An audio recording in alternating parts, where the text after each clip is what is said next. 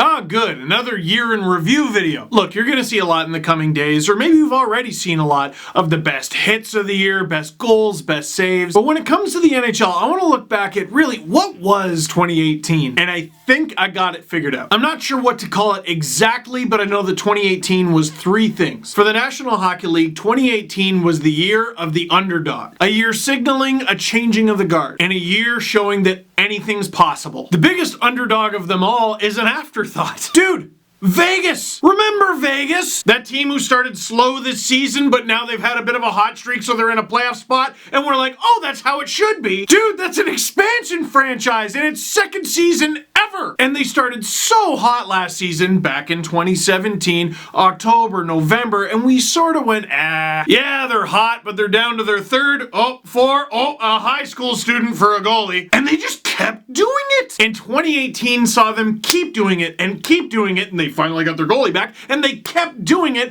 all the way to the Stanley Cup final. If anything, 2018 was the year we learned that we know nothing. Now you might say, well, Marc-Andre Fleury did steal them a series or three. Well, be sure to get out your notebook and jot down the first time that a goalie has ever stolen a playoff series. Dude, I don't care how they did it. They did it! And they were 3 games away from a Stanley Cup, which is 3 games closer than any other team in the league, except for Washington. Which, speaking of, 2018 was the year of the Washington Capitals not being suck. Man, heading into the Final Four of last year's playoffs, I thought the Capitals and Vegas were the 3rd and 4th best teams. But Marc-Andre Fleury was ridiculous in 5 games against the Jets. And on the verge of elimination, Braden Holtby got back-to-back shutouts against Tampa. Heck, before that, Washington finally vanquished their boogeyman in the Pittsburgh Penguins, knocking them off in the second round. Heck, again, they were down 2-0 in the first round to Columbus and even had to go to overtime in Game 3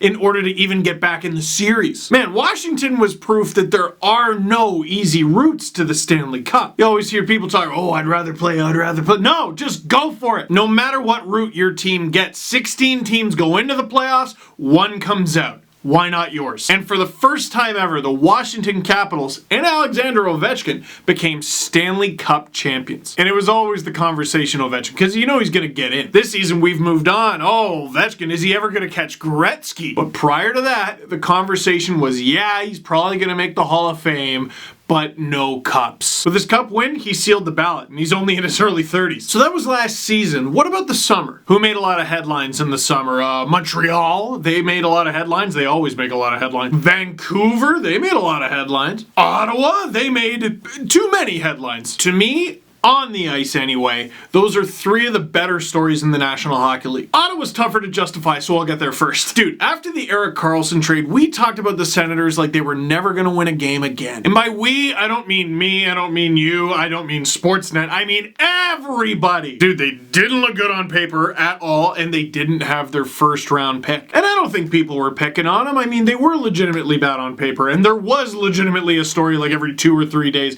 but part of it was we wanted to see how low the rabbit hole went, how deep it went into the Earth's crust. And this season, they're not very good. Right now, as I make this video, they're second last in the East, but they're still doing a lot better than people thought. 15, 18, and 4, that's not far below Bettman 500. They've allowed the 2nd most goals in the NHL. That seems like a problem. But in goals for, they're 12th. For a big chunk of the season, they've been in the top 10. Thomas Chabot has been a force of nature. Man, Erik Karlsson's season in San Jose hasn't been bad so far, but he wishes he had the numbers that Thomas Chabot has right now. This team got a lot of bad press in 2018, and most of it wasn't the players' fault. Even the Uber video, what was that guy trying to achieve? But the Senators on the ice have been doing their best, and I think individually, at very least, they're proving a lot of people wrong. Dude, Vancouver! As I make this video right now, they're 1 point out of a playoff spot, but they're knocking on that door. Despite a couple off-season free agent signings that people were like, are you sure? Elias Pettersson has been a savior for that team. That team does really well with Swedes. Not named Louis. Dude, Elias Pettersson is obviously hilariously going to win the 2019 Calder Trophy, and it's not even 2019 yet. And it's not like they just won the draft lottery and rode into the season. This is the guy they drafted 5th overall and were criticized for, and they let him develop. A lot of the guys the Canucks have been riding this season, their biggest players are guys they drafted, guys they developed. I said this many times in 2018 2018, but when in doubt, go young and fast. That describes a decent number of the Canucks, especially Elias Pettersson. Also helps when you get a few saves. Jakob Markstrom hasn't exactly been a Vezina candidate, but he has given the Canucks saves, and that wins you games sometimes. The Canucks had a window that slammed shut, but the back half of 2018 has seen the Canucks roar back. 2019 could be very good to them. And oh, the Montreal Canadiens. What a gong show. Carey Price. Is he healthy? Will he ever be healthy? We got this crazy contract that's about to kick in.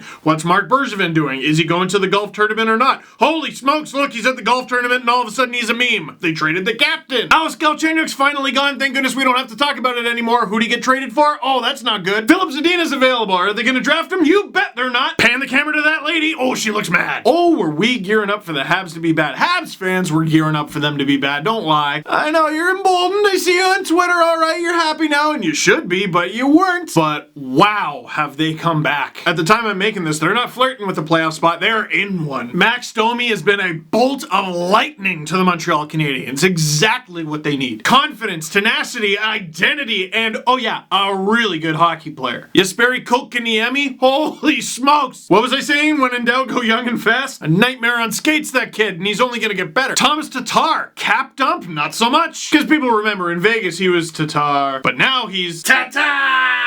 And super underrated season so far, Jonathan Drouin, 30 points in 37 games. And what's interesting is through it all, Carey Price actually hasn't been very good. And writing him off seems like a dumb idea. If the old Carey comes back, not only is this team guaranteed to make the playoffs, but they're a problem. And while we talk about all these teams having a comeback or having surprise performances in 2018, dude, 3 of the worst teams in the league right now are LA, Chicago, and St. Louis. That was a guaranteed 3-headed monster in the Western playoff picture for, what, a decade? LA, after making the playoffs, nope. Chicago is fully just in rebuild mode. And St. Louis, after making huge moves in the summer, is way down there. That whole go young and fast thing? No. They got older and slower. And probably not a coincidence, success is coming a little bit slower to them. So in 2018, what did we learn? With Vegas, Ottawa, Vancouver, Montreal, all of them in some way, shape, or form taught us that we don't know much. Hockey, for all the coaching and analytics and scouting, still has a lot of luck involved. Still has a lot of variables involved that aren't just luck. To me, the year taught me that anything is possible. Any team is worth following and any game is worth watching